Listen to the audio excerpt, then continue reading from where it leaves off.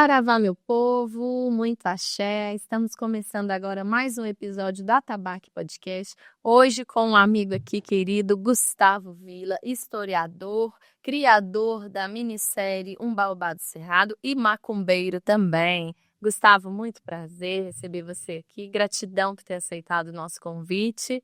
Muito bom a minissérie, gostei muito de assistir e queria muito saber mais. Feliz de te receber. Quero saber o seguinte, como que veio essa ideia de criar a minissérie? De onde que surge isso? Então, a minha profissão, né, eu sou historiador e sempre pesquisei as culturas originárias brasileiras e africanas das Américas. Mas isso foi sempre, eu sempre tive um contato intelectual apenas com essa área. Mas antes disso, eu também tive uma busca, uma curiosidade por esse plano espiritual muito grande na minha vida desde a minha infância. É uma coisa que eu tenho desde a minha infância. Eu lembro que com 9 anos de idade eu tive uma experiência que me marcou muito. Eu não sei descrever como foi essa experiência, que eu era criança, mas parece que ali abriu uma porta assim, para essa área espiritual. Então eu passei por diversas correntes, já frequentei. Primeiro eu comecei com essas linhas que tem muito coisa muito do mental. Então o primeiro contato que eu tive foi com a gnose. A Tá. gnose, eu morava em Uberlândia e lá tinha um centro. Do nada, assim, eu passei na porta e vi um símbolo, assim, um pentagrama. Eu falei, uai, que é isso? E tal, não sabia nada. Entrei e comecei a participar das reuniões. E aí eles faziam umas meditações e tal, mas tinha muita coisa de filosofia, de arte, de ciência.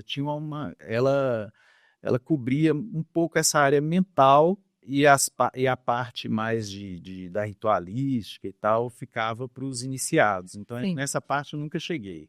sim. E aí, depois disso, eu morei na Bahia também. Lá eu dei aula numa escola que chama Pedagogia Waldorf. Ah, tá. E essa Pedagogia Waldorf, ela é toda fundamentada num segmento chamado antroposofia, e que é bem bacana também. E aí eu fiquei lá, fiz um curso em Brasília de Pedagogia Waldorf. E depois eu fiz cursos de reiki, de leitura de aura. Fui fazendo uma série de cursos ao longo da minha vida, assim, mas nada me preenchia assim Sempre buscando completamente. uma coisa holística, mas ainda não tinha achado nada. Não me preenchia assim totalmente. E, mas ao mesmo tempo eu tinha uma inquietação porque a minha mente, eu percebia que tinha muitas vozes na minha mente. Não era só a minha voz que estava ali dentro. Isso desde criança eu percebo que tinha Uhum. outras vozes na minha mente. E tem até um fato interessante que quando eu estava fazendo esse curso de Reiki lá na Bahia, durante essa época aí era muito estranho, que eu tinha imagens da Segunda Guerra Mundial na minha cabeça, assim, recorrentes. Eu ficava, assim, vendo imagens de bombardeios, essas coisas, muito, muito, muito, era recorrente. E aí tinha uma senhora lá que ela fez como se fosse, eu nem sei dizer o que ela fez, ela nem falava português, Aham. ela era holandesa. Sim. E aí ela fez uma espécie de uma desobsessão lá e disse que tirou uma alma ela falou para o intérprete lá, que tirou era uma alma, alguma coisa assim, de um garoto que morreu na Segunda Guerra. Ah, tá. Na mesma turma que você tá. Não, isso ele ficava no meu Ah, ele campo, ficava com me você. mostrando essas imagens. Ah, tá. E aí, depois que ela fez isso aí, nunca mais eu vi essas imagens. Graças a Uhum. Deus, eram coisas horríveis que eu Uhum. ficava vendo. E, e aí, tá, fui passando por essas histórias e tudo, mas muito também esse lado intelectual meu é muito proeminente, então a coisa do historiador foi sempre presente. Sim. É, e o lado da ciência é muito forte. Tive épocas de ceticismo na minha vida e tive épocas que esse ceticismo foi abrandado. E até que, há mais ou menos 1 ano e meio, eu tive um sonho.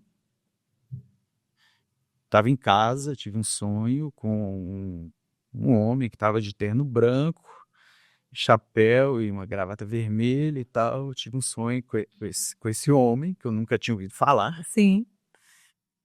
E aí, quando eu acordei, ele continuava lá. Tem, Em seus apelidos. pelo arquétipo que você está falando, pode ter apelido.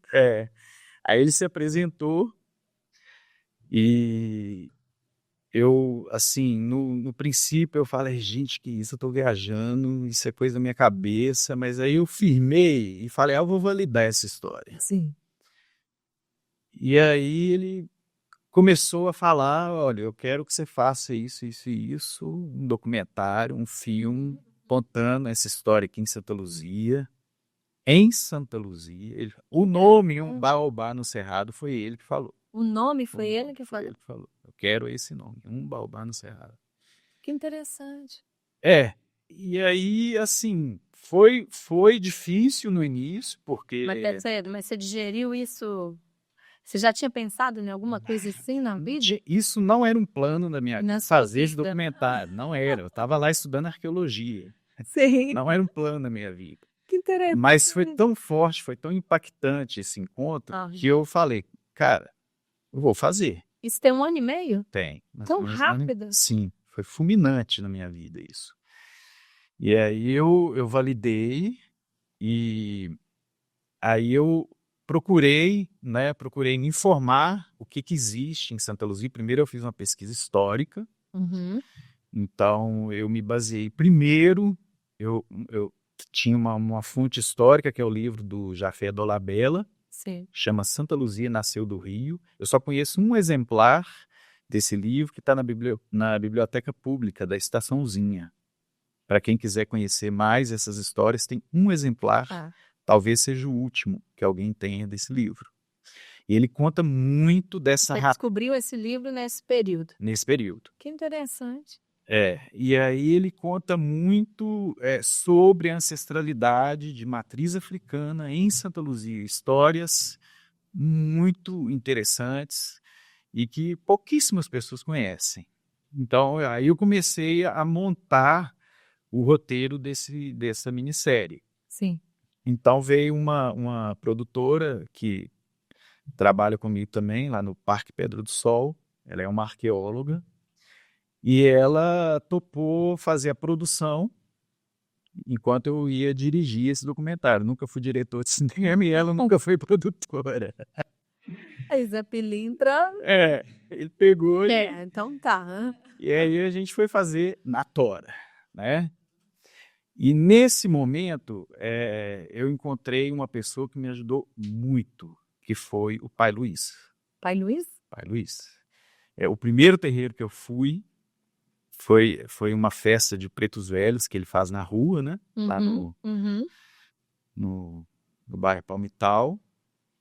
E lá foi o primeiro terreiro que eu fui e ele me deu todo o suporte. Que legal. Inclusive de fundamento, assim, olha, faz dessa forma o roteiro. Tem no episódio 2 lá, né? A gente coloca os inquices, dos orixás, e aí ele falou, põe nessa ordem, ele foi me ajudando nessa parte. Olha que bom, o Pai Luiz é muito bacana. Sim, ele é muito bacana. E aí, nesse momento, começou a nascer essa história, a partir de uma filmagem que eu fiz de uma festa lá de pretos velhos, na rua. E quem filmava? Eu mesmo. Você mesmo? Assim, porque eu sempre tive paixão por fotografia. Tá. Então isso para mim não foi nenhum mistério. Não, eu já tinha uma câmera até boa e isso aí foi tranquilo. Sim. E aí chegou um momento que eu falei, olha, eu vou até a Secretaria de Cultura ver se lá tem algum material, ver se tem alguma coisa. E aí comecei a esbarrar com certas portas que foram se fechando e eu comecei a achar aquilo muito estranho, Sim. sabe? Eu procurei a Secretaria de Cultura, o que vocês têm aí sobre a história do Congado em Santa Luzia, sobre a história da Igreja do Rosário? Sim. Não tinha nada, não tinha nada. Eles me deram lá um relatóriozinho que fizeram, que não tinha pouquíssima informação e Nem boa vontade. nem boa vontade, para te falar a verdade. Fraco, né? Deus? Sim, fraquíssimo, fraquíssimo. Uhum. E aí eu falei, não, vou fazer isso na tora. E aí o pai Luiz, juntamente com a Etal, né? Eles começaram a me indicar algumas pessoas, eu comecei a fazer as gravações, e um pai de santo aqui, uma mãe de santo ali já me indicava o próximo, Uhum. e aí eu fui começando, no início eu não entendia nem diferença entre candomblé, umbanda, molocô, eu não sabia nem a diferença entre essas matrizes. E aí as coisas foram clareando, e no terreiro também, nos terreiros, essa história com o Zé Pilintra foi sendo validada cada vez mais. Então eu fui me tranquilizando com relação a isso. Eu falei, olha, gente, não é uma viagem da minha cabeça isso aí. Quando você sonhou, você já frequentava o terreiro? Não, eu não sabia nada. Nunca tinha ido num terreiro quando eu sonhei com o Zé Pilintra. Nunca Como é que você foi parar que eu fui parar. num terreiro? Como que você Não, aí eu fiquei sabendo que ia ter uma festa lá de Preto Ah, que Velho. foi na festa de Preto Velho, tá, Luiz? Sim, Tá. sim. Uhum. Aí eu fiquei sabendo dessa festa e fui lá. Pedi Entendi. permissão para filmar, ele deixou. Ah, tá. E aí depois eu fui Aí já conversando foi com ele. conversando e foi desembolando isso. Sim. Então começaram as gravações. No início era para ser somente um documentário, mas eu fui vendo que as energias dos dois eram muito diferentes. A energia do terreiro e a energia dos candombes e do congado. E eu falei, cara, eu vou dividir isso aí em dois. Uhum. E acaba virando uma minissérie. E eu achei que ficou mais interessante para até didaticamente, né? Sim. E então a gente começou a gravar, foi quase um ano de gravações. A gente fez um pré-lançamento na Casa Luzia, lá em Santa Luzia, e hoje o documentário, a minissérie, está num streaming da Rede Minas. E o terceiro episódio a gente já está começando a preparar o terceiro episódio, que vai ser sobre raizeiras e benzedeiras na cidade. E o que eu achei muito importante nessa trajetória do documentário, primeiro que me iniciou nesse mundo incrível que eu conheci. Sim, isso que eu ia perguntar. Fala assim, o seu Zé Pilintra, ele na minha vida, ele é um marco que ele quebrou totalmente o meu ceticismo, que ainda restava, e restaurou uma fé que eu não tinha. Restaurou, não, ele construiu uma fé que eu não tinha. Maravilhoso. Sim. É maravilhoso. Eu era completamente descrente com religiões. Sim. Eu nunca gostei das religiões institucionalizadas, cheias de dogmas, engessadas. Eu nunca gostei disso, tanto que eu procurava coisas mais alternativas.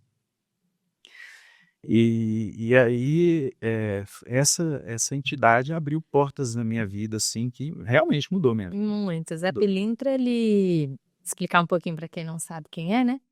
Zé Pilintra é muito famoso, muito homenageado no Brasil todo. Ele vem na linha dos malandros, é uma outra linha de trabalho. Não são todos os terreiros que trabalham com linha de malandros, então, por não serem todos os terreiros, principalmente aqui em Minas, porque no Rio de Janeiro tem essa abertura mais, eles costumam vir na linha de baiano ou de Exu. Mas a Pilintra vem dessa linha de malandros e ele vem protegendo muitos pelintras, protegendo o povo da rua, protegendo o povo que é recriminado, trata muitos vícios, trata muito com malandros mesmos. Não é uma malandragem de passar a perna, mas é uma malandragem de ser mais esperto, de não se deixar ser enganado, de dar para nós uma proteção para lugares mais pesados, mais baixos. E ele tem uma coisa, né? É muito interessante o trabalho de Zé Pilintra, o trabalho de Malandro. Eu falo que ele também apareceu na minha vida há pouco tempo, mesmo tendo 20 anos de terreiro, ele apareceu para mim esse ano. Então mudou muita coisa para mim depois que eu conheci mais também sobre Zé Pilintra.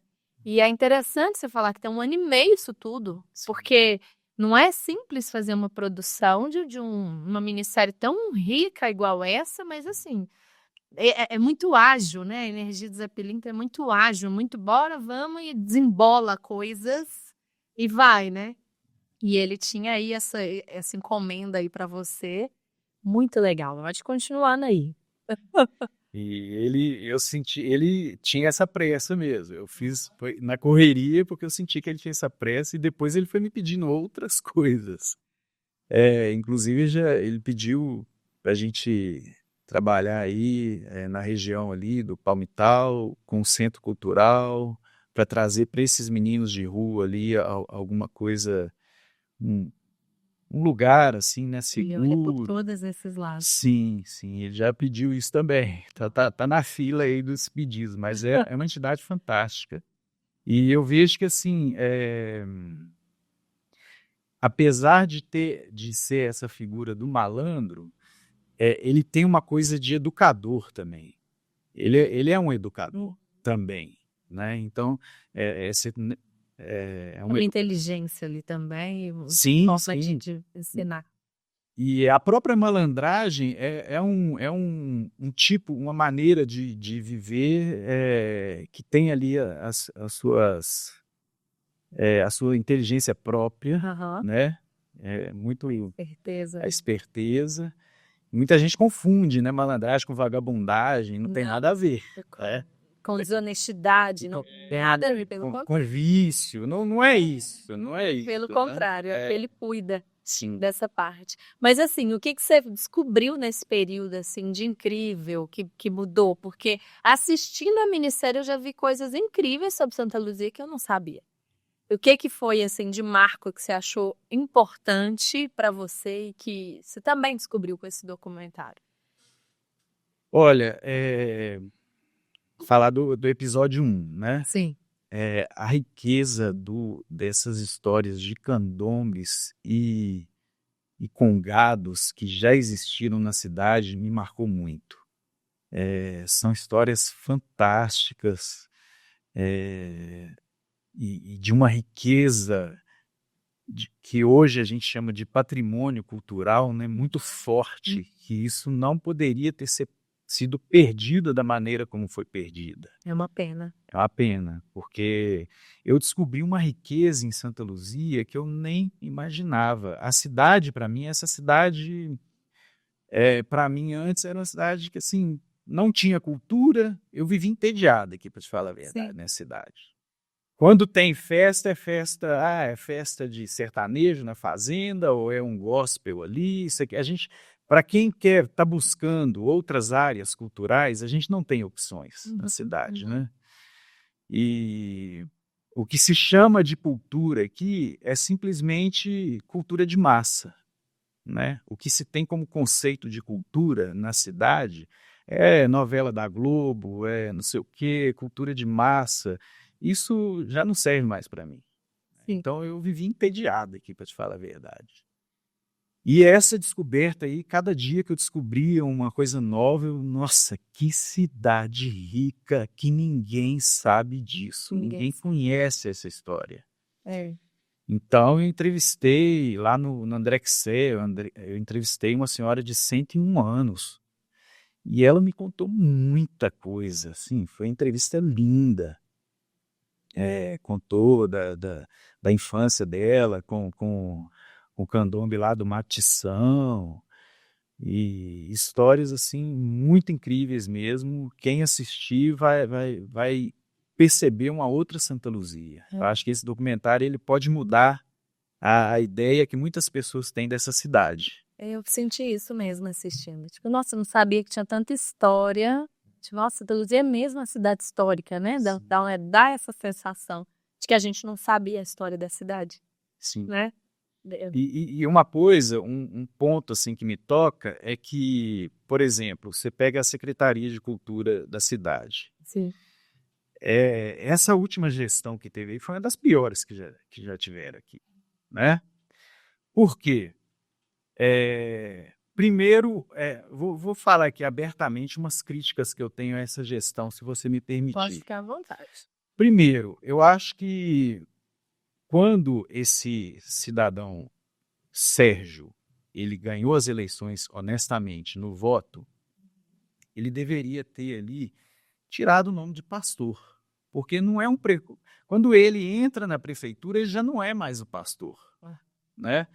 Então, a gestão do Sérgio, do pastor Sérgio, é voltada para esses eleitores dele, né? A gente sabe disso. Sim. Então, muita coisa foi sendo apagada, com muita documentação. A gente percebe que já fica mais difícil de ser encontrada. Eu, por exemplo, eu procurei algumas instâncias da prefeitura e que eu não conseguia acessar a documentação. Foi dificultado mesmo. Então, fica essa crítica. O próximo prefeito que assumir não põe a sua religião na prefeitura, porque o Estado é laico, né? O Estado é laico. Não tem pastor Sérgio prefeito, assim como não tinha delegado Cristiano prefeito. Quando ele entrou na prefeitura, ele deixou de ser delegado. E essas coisas não são boas para a cidade, porque elas trazem cargas de outros segmentos que não ajudam na própria administração, né? Então, essa é uma crítica que eu deixo aqui, que, olha, Secretaria de Cultura de Santa Luzia, olhe por todos, não só. A Secretaria tem um programa lá de patrimônio cultural, que a única coisa desse programa aí são visitas à Igreja Matriz de Santa Luzia. Só existe isso em Santa Luzia, de patrimônio cultural, de patrimônio imaterial, de patrimônio material? Não é, né? Então, ela se limita ali num campo muito fechado, e um conceito muito fechado de cultura e espiritualidade, que ela elege uma religião para ser o foco da cidade, e sendo que a gente tem toda essa diversidade cultural e espiritual na cidade. Exclui. Né? E exclui.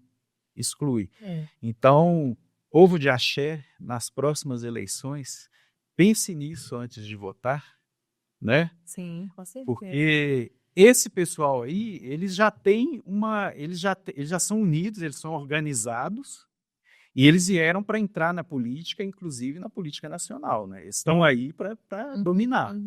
E se a gente não se unir e oferecer uma contraproposta, eles não vão sair mais do poder. Com certeza. Isso também eu acho. Eu acho que todos nós temos que nos unir. Concordo muito com isso, concordo muito com a visão também do pai Luiz, ele também esteve aqui, né? Que a gente tem que olhar por todos nós, senão não tem como. Sim. A gente ter também algumas coisas, ter outros recursos, ter aberturas para crescer com as nossas culturas também, com as religiões de matriz africana. A gente precisa dessa união de todo mundo aí para fortalecer.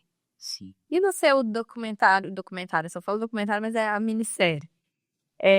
Começa com uma Índia. Sim.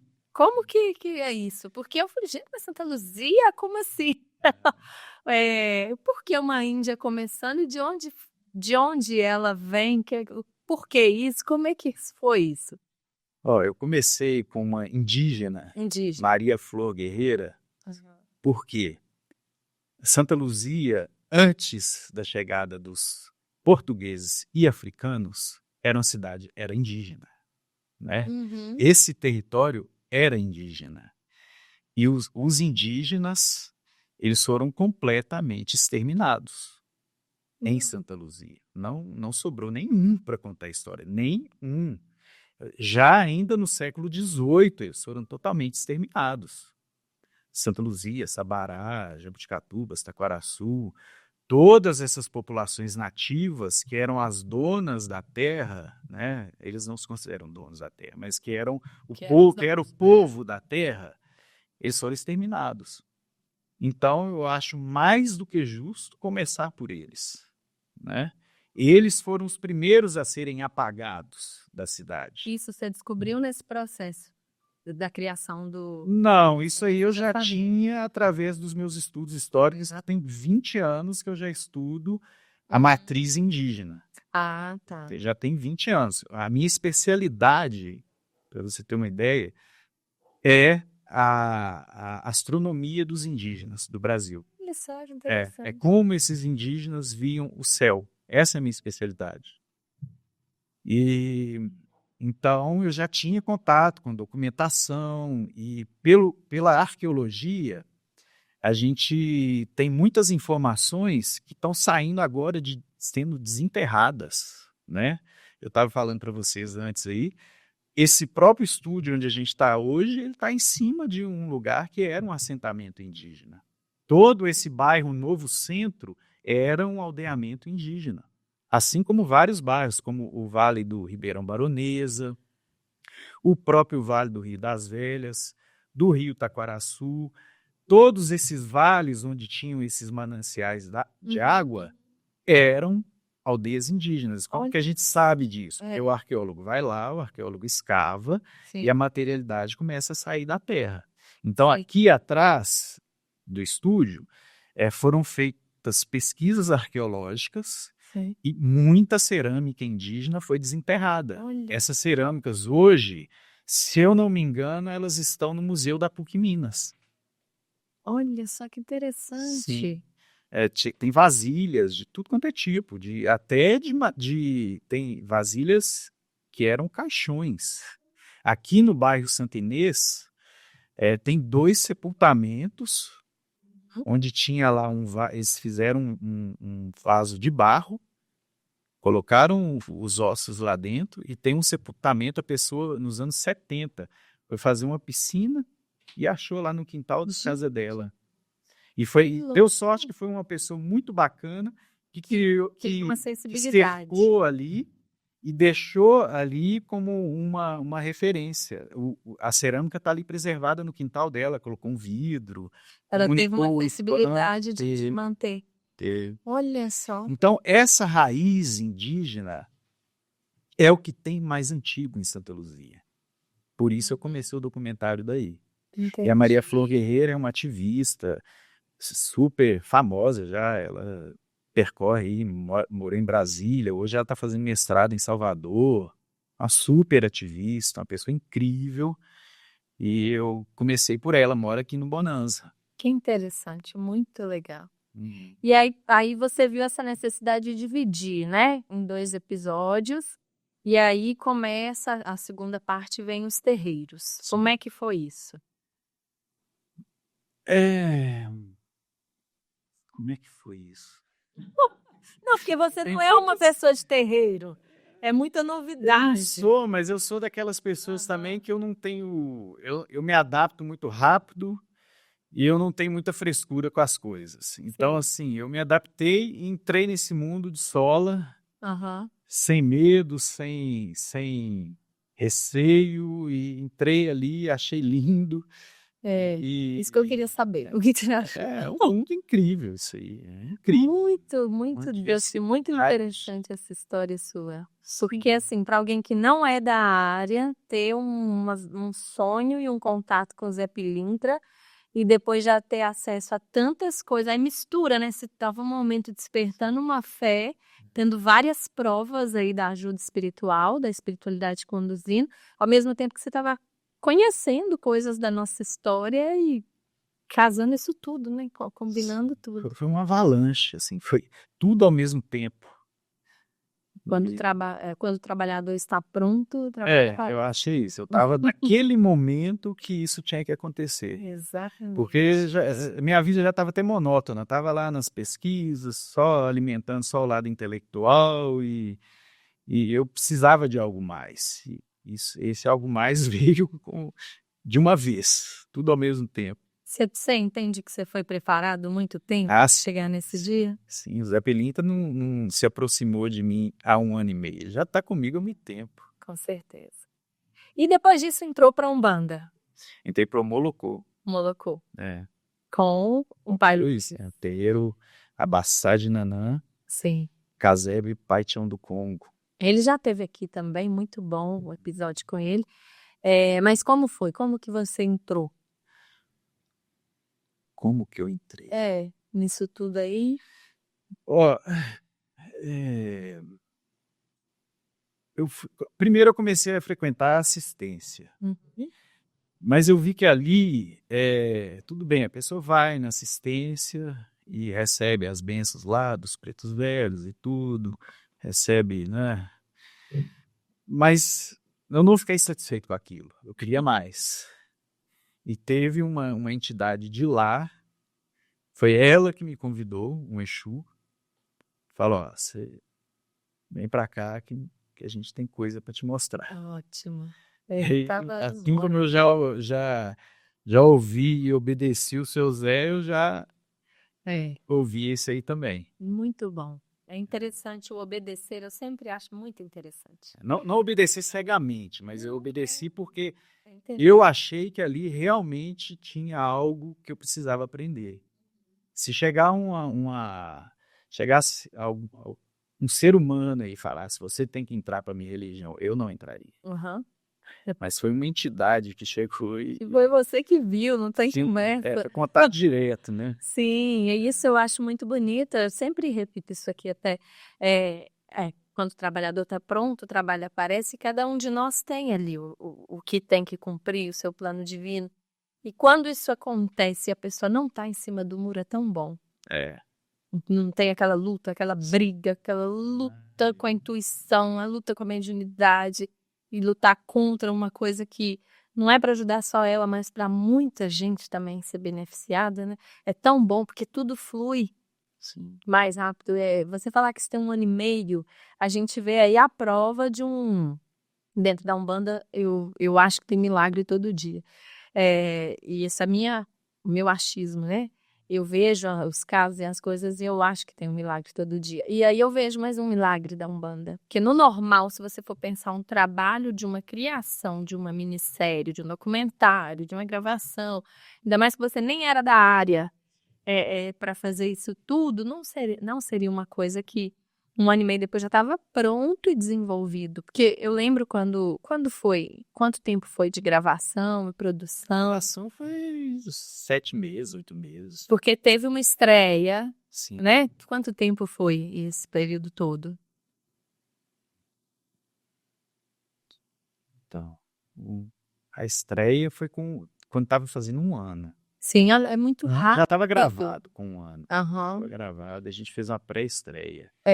E eu tenho certeza que se não fosse o seu Zé Pilintra, eu não teria feito e não estaria na Rede Minas. Sim, Porque, primeiro, eu sou totalmente desconhecido nessa área.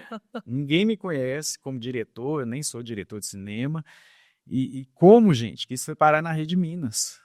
Sabe? Isso é obra da espiritualidade. Isso não é um mérito meu. Todo esse processo do Baobá no Cerrado não é um mérito meu. Eu fui só ali um agente aqui que possibilitou que a espiritualidade fizesse toda essa manobra rápida. E que interessante, né? Você começou falando Zé Pilintra, na minha cabeça veio assim, mas por que não foi um caboclo que falou com ele? E aí você vai e me conta aí. Mas o Zé Pilintra tem raízes indígenas. Né? Na sua raiz lá no Nordeste, no Catimbó, ele tem ancestralidade indígena. Porque assim, aí depois você me fala que ainda a sua especialização é arqueologia, astrologia. Astronomia. Astronomia indígena. Aí você sempre tem uma ligação indígena, mas não veio um caboclo direto falar com você, veio o Zé Pilintra para poder conduzir isso tudo. Olha só, né? Que engraçado que é a espiritualidade agindo aí da forma. Mas é porque o Baobá, acho que ele vai muito além de tudo isso. O Baobá, ele mostra as ruas, ele mostra os guetos, ele mostra a favela. Isso é terra do Zé Pilintra, né? Sim. Não podia ser um caboclo, eu acho, talvez por isso. Por causa do território. Do território. Né? E por que o nome Baobá do Cerrado? Eu nem perguntei. Não? Sim, ele falou, olha, agora eu lembrei aqui. É que eu vou esquecendo de muita coisa, é muita informação. Ele quis mostrar que toda essa ancestralidade que veio nos navios negreiros, ela não foram só os corpos que vieram. Elas trouxeram uma semente, que é uma semente espiritual, uma semente cultural, e o baobá é uma árvore sagrada, né, na África. É uma árvore referência, né?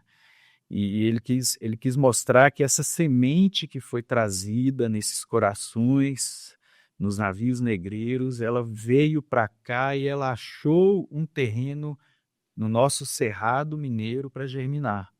E toda essa ancestralidade que veio primeiro com os pretos velhos, lá nas senzalas de Santa Luzia, e depois, bem depois nos terreiros, ela veio nessa semente, que veio nos corações dessas pessoas, nos navios negreiros.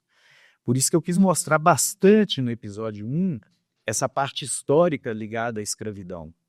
Sim, eu Porque, bem porque não existe essa ancestralidade sem esse contexto histórico da escravidão, né? Não existe.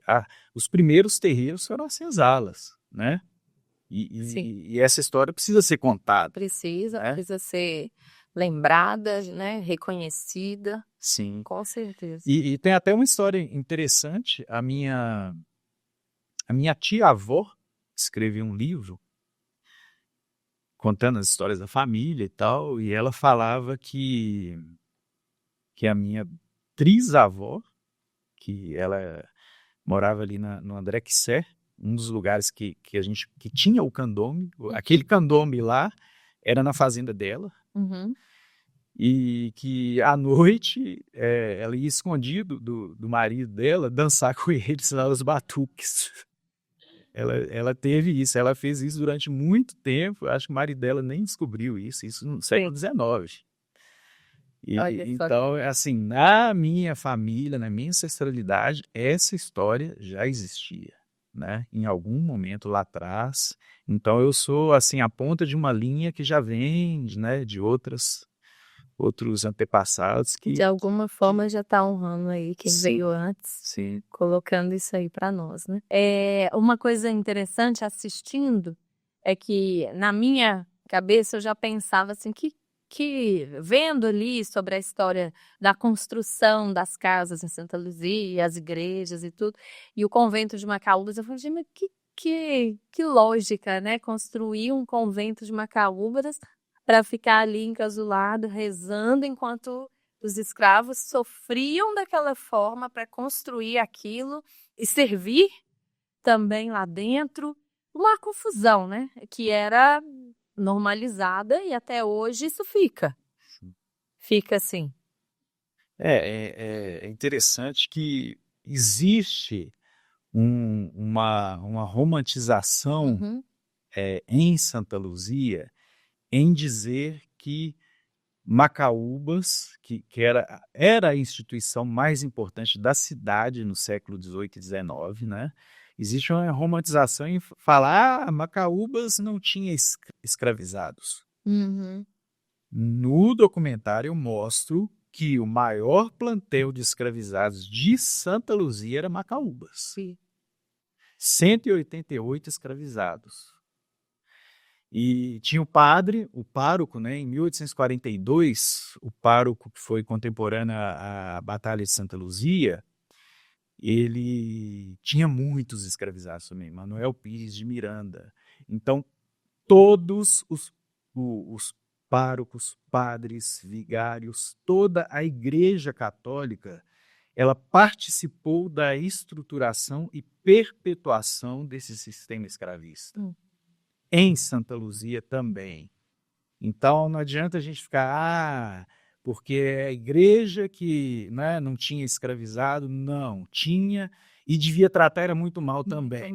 Né? Não tem essa coisa, era padre, mas com certeza então ele tratava bem. Era bonzinho. Lógico que não. Né? Lógico que não.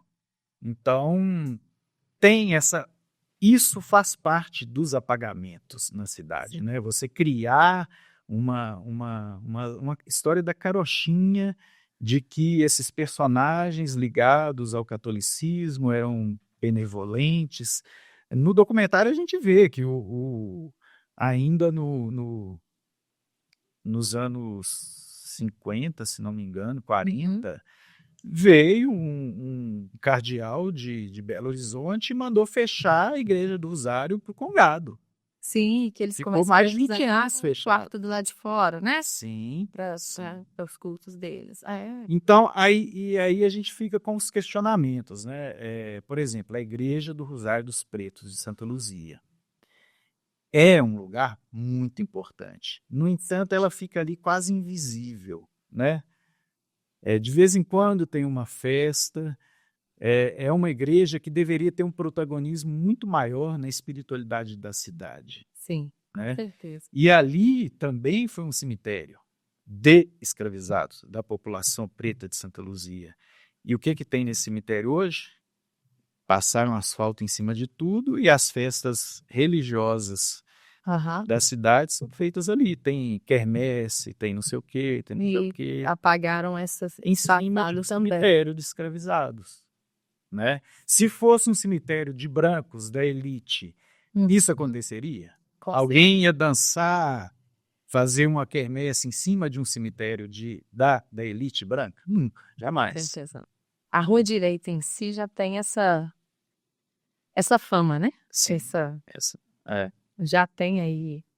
A gente tem que falar que é fama para não falar que é, né? Eu não vejo nem como fama, é um fato. É um fato desse seletivismo aí, das questões, das festas, do que é permitido, das licenças para acontecer coisas ali. A gente já vê isso acontecendo.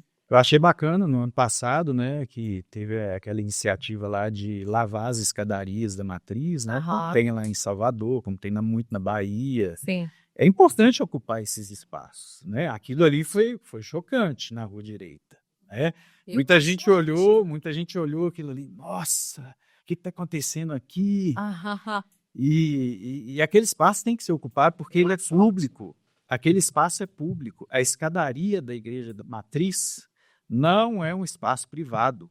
Isso. Dentro da igreja é um espaço privado, mas a escadaria não é um espaço privado. Ali é um passeio, faz parte da zona urbana ali pública.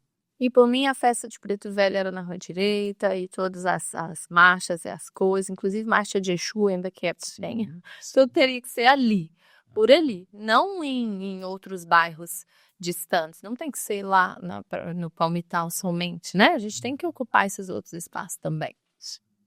Isso foi uma das coisas que o Zé Pilintra, nesse processo todo, ele me falou, por que eu te escolhi e por que eu quero que você faça isso. Porque você vai mostrar, você vai escancarar a senzala na Casa Grande. Você vai mostrar essas histórias onde é a Casa Grande. Bacana. Então, você vai sobrepor toda essa história que foi contada da Casa Grande, da elite branca luziense. Você vai agora mostrar o outro lado dessa história de quem realmente trabalhou para construir essa riqueza. Ótimo, muito bom. Tem essa parte também, né, no documentário. O documentário tem várias zonas de abrangência. Ele é um documentário social, é um documentário histórico, religioso, muito lindo, né, cultural. Muito legal, tem várias vertentes ali que você pode pegar vários fios ali. Muito, muito bem feito. Vocês estão de parabéns, muito mesmo. O que foi? A Pilintra que está de parabéns. Mas vocês seguiram direitinho, dá para ver que está em sintonia, né? Com a espiritualidade. O que foi o mais difícil para você, assim, dos bastidores? Porque o final tá lindo ali, mas o que foi o mais desafiador, o mais difícil para você nesse processo? Olha, o processo de gravação ele foi difícil porque em algum momento algumas pessoas não entendiam o que estava sendo feito. Então, o que esse cara está fazendo aqui? Isso teve muito no início, mas aí eu consegui tendo uma diplomacia daqui e dali e a coisa foi desenvolvendo. Mas o maior obstáculo para mim assim, O documentário foi feito apesar da prefeitura de Santa Luzia. O maior obstáculo foi a própria prefeitura. Você não teve um apoio ali? Não tive apoio e foi dificultado mesmo de fazer pela própria prefeitura. Uma pena. Né? Espero que nessa próxima gestão isso mude, que venha um secretário de Cultura nascido nessa cidade, que conheça Bigodinho. Espero que você tenha essa percepção. Não traga secretários de cultura de outros estados que não conhecem a história de Santa Luzia, chegam aqui, eles ficam boiando, eles não sabem das nossas raízes, e aí fica o que tem aí hoje, uma secretaria que não promove cultura, não fomenta a cultura. E por que astronomia indígena? Por que astronomia indígena? Porque a astronomia é uma paixão que eu tenho desde a infância, desde os 10 anos de idade, que no Muro de Pedras veio um astrônomo da UFMG, colocou um telescópio e a gente viu o cometa Halley. Isso aí foi muito marcante na minha infância. Então, eu já estudo astronomia também desde a infância. E os indígenas, porque o modo de conhecimento, o sistema de conhecimento deles é muito diferente do europeu. E é muito fascinante. Os astrônomos indígenas, eles são muito mais avançados que os europeus. Quando os europeus chegaram aqui, teve um padre francês, que ele teve com uma tribo Tupinambá no Maranhão, e aí ele sentou com o pajé contou sobre ele, sobre os conhecimentos gerais do céu, da terra e de tudo. E 40 anos depois, Galileu Galilei fez descobertas lá na Europa que estavam no livro desse padre. Então, é uma cultura muito avançada mesmo, mais avançada do que os europeus que chegaram aqui, que os europeus que chegaram aqui em 1500, eles moravam no esgoto. As cidades europeias eram um lixo a céu aberto, era por esgoto. E eles invadiram, por exemplo, lá no México, desculpa eu estar mudando de assunto. Não, tá ótimo. Eles invadiram uma cidade no México que ela era feita em cima de um lago, que era a capital asteca, Tenochtitlan, e ela tinha água encanada em todas as casas e tinha água tratada, e era uma cidade mais avançada que eles já tinham visto.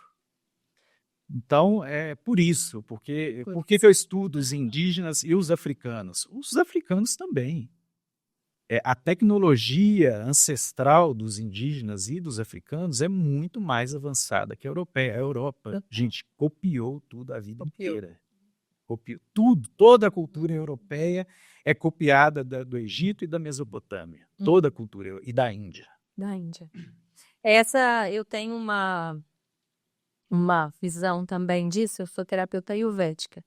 Então, tem essa base aí da Índia.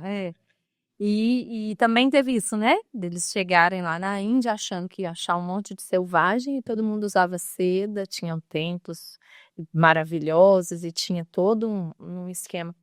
E uma coisa que eu sinto uma pena daqui a gente não ter, porque hoje a gente vai daqui para a Índia e faz formações em Ayurveda para entender como é a medicina deles, como é o estilo de vida, né? E os remédios naturais, o contato com a natureza, estar de acordo com a estação do ano e os alimentos da época, né? Reconhecer o horário de acordar e de dormir de acordo com o sol, com a lua, com tudo, né? O contato com a natureza todo e toda essa medicina.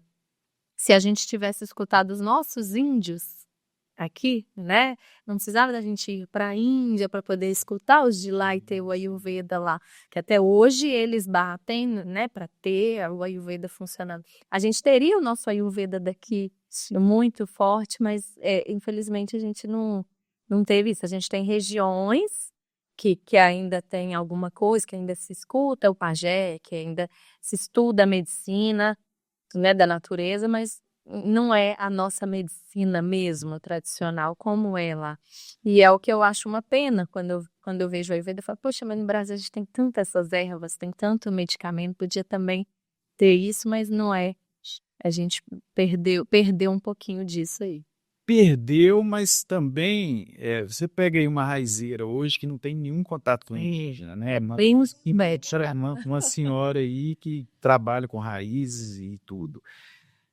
Isso aí veio numa linha histórica dos indígenas, né? Isso veio dos indígenas. Mas, infelizmente, a colonização aqui, ela veio para destruir, né? Então, tudo que existia foi destruído, passou um trator, e aí fica difícil. Às vezes brota uma semente ali, uma semente aqui, mas a terra foi arrasada, a terra brasileira foi arrasada, né? Sim. E aí a gente, infelizmente, tem essa descontinuidade histórica, isso se perdeu, mas ainda tem muita coisa, né? Se você buscar, né, nas aldeias, o conhecimento ainda está lá, Ainda firme tá, e e a forte. gente tem que ter esse cuidado, ter essa esperança. Sim, eles estão vivos, é uma cultura viva, dinâmica, e tá presente. A grande massa brasileira, a população em geral, não tem acesso a esses conhecimentos, até porque a gente é um povo preconceituoso mesmo. Sim. O brasileiro é muito preconceituoso, eles tratam os indígenas muito mal e preferem tomar um remédio De farmácia, farmácia sem ler a bula, do que tomar um chá, porque o chá pode ser perigoso. É bem isso mesmo. O que você viu, assim, você teve, então, em 20 anos, muita vivência com os indígenas. O que você acha de mais legal que você pode compartilhar com a gente, assim, que você passou e foi inesquecível, um aprendizado, assim, com eles? Deve ter tido muita coisa, mas o que foi algo, assim, de interessante que você pode compartilhar? Tá, vou contar uma história aqui, então, de uma cerimônia que eu participei lá no México. É uma tradição que é de descendente dos astecas, e eu participava de um grupo aqui no Brasil que tinha contato com eles, e aí a gente chegou lá, eles convidaram a gente para ir na cerimônia, e aí no dia eu cheguei de madrugada no interior do México, e eles me deram um atabaque, um tambor, que pesava o peso mais ou menos de um botijão de gás, que tinha mais de 400 anos de idade. Nossa, imagina. E o pajé deles falou, você vai levar isso até lá em cima. Era uma cidade tolteca no alto de uma montanha. E aí eu subi com eles uma fila, 3 horas da manhã, cada um com uma vela e eu carregando um tambor de 400 anos de idade, que foi tocado por astecas. Nossa! E aí chegou lá, eu coloquei o tambor, aí a gente ficou dançando em volta de uma pirâmide, era o solstício de inverno de 2012. E aí a gente ficou até meio-dia dançando em volta de uma pirâmide, sem parar, sem sair, de 6 da manhã até meio-dia. Depois de você subir ainda, carregando o negócio. Com esse tambor nas costas. Com certeza ainda esqueci.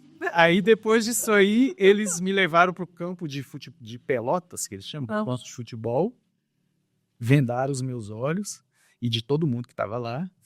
E aí a gente tinha que sair correndo nesse campo aí, com um indígena bravo lá gritando, corre, corre, corre, corre. E a galera corria naquele campo ali, estourava o joelho nas pedras pontudas que tinha assim. A espiritualidade deles é muito visceral. E assim, a coisa é incrível. A espiritualidade desse povo é muito visceral. Aí tem as saunas quentes lá, que a gente entra que quase morre. Eu participei de um temazcal, eu falei, hoje eu desencarno aqui. Então, isso foi uma das experiências, eu já tive muitas vivências desse tipo. E aí, como é que você terminou isso? Como você estava? A gente está no estado... a gente fica no estado de euforia, é maravilhoso. Maravilhoso, incrível. Isso ninguém espera, né? Todo mundo romantiza, né? Ai, quero ir para uma aldeia, Espanha. Você tem que estar pronto para um desconforto aí. Sim. Que vai mexer, vai. Bastante. Muito legal. O que eu achei muito bom, muito, tudo que você trouxe, gratidão. Gratidão, Gustavo. O que você deixa de mensagem assim para nós no final, para quem está assistindo? O que você gostaria de falar? Bom, que eu queria deixar aqui um pedido para que a gente, em Santa Luzia, para que o povo de Axé de Santa Luzia se una mais, se una muito mais, porque a gente tem uma estrutura municipal de racismo que é colocado pelas próprias instituições, pela própria administração da cidade, e para mim isso é uma guerra. Então, assim, eu acho que a gente devia se unir mais e se engajar mais, né? A gente teve aí o Pai Luiz, que se candidatou, Sim. eu apoiei a candidatura dele. Eu acho que tem que ter candidatos Sim. cada vez mais de Axé para ir lá na Câmara Municipal. Eu tenho certeza que na próxima ele ganha. Ai, também. Na próxima ele ganha para estar lá na Câmara cobrando isso o tempo inteiro, cobrando desses legisladores que usam a máquina pública de Santa Luzia para perpetuar essa colonização, que é a mesma colonização, mesmo contexto histórico da escravidão. A escravidão não acabou nessa cidade, ela existe até hoje. E somente cabe ao povo preto de Santa Luzia, ao povo dos guetos, ao povo das favelas, se unir e tirar esse pessoal do poder. A gente pode tirar esse pessoal do poder. E esse é o recado que eu deixo. Muito bom, isso mesmo. Continuo batendo na mesma tecla. Nós precisamos nos unir. Gratidão te receber, fico muito feliz, muito axé, que Oxalá te abençoe muito. Zé Pilintra continue aí firme, te conduzindo para muitos episódios, porque os dois foram muito interessantes. Assim seja. Parabéns para você. A todos que estão assistindo, gratidão também, que Oxalá abençoe. Convido a todos a se inscreverem no nosso canal, curtirem, comentarem nesse vídeo, compartilharem também para que o nosso Atabaque Podcast cresça cada vez mais. Axé!